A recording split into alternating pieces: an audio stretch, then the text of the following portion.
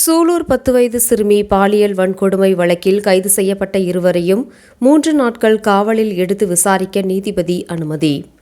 கைது செய்யப்பட்ட கார்த்திக் ஸ்ட்ரெச்சரில் நீதிமன்றத்துக்கு அழைத்து வருகை.